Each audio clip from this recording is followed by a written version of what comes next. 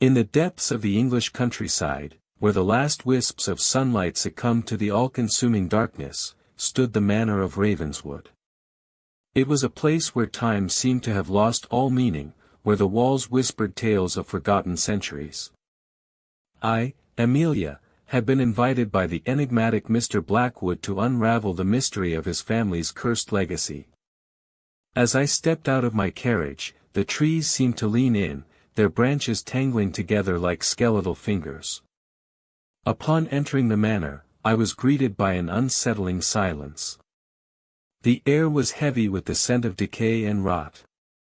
Mr. Blackwood, a man with sunken eyes and a gaunt face, welcomed me with a frail smile. He led me to the grand library, where shelves upon shelves of ancient tomes seemed to stretch up to the ceiling like sentinels guarding forbidden knowledge.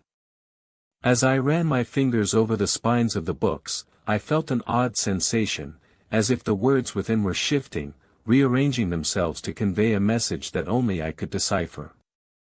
As night began to fall, Mr. Blackwood and I sat by the fireplace, the flames casting macabre shadows on the walls.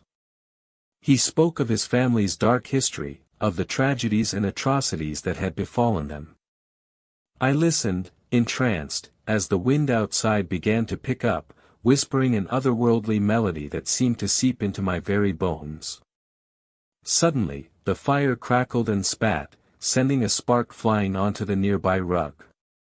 As I watched, the spark seemed to grow, spreading into a small, glowing ember that pulsated with an eerie, malevolent life. As the night wore on, the ember grew, casting an eerie glow over the room. I felt myself becoming lightheaded, as if the very fabric of reality was beginning to unravel. Mr. Blackwood's voice seemed to fade into the distance, replaced by a maddening whisper that seemed to come from all around me. The words were indistinguishable, but the tone was unmistakable, a cold, mirthless laughter that seemed to seep into my very soul.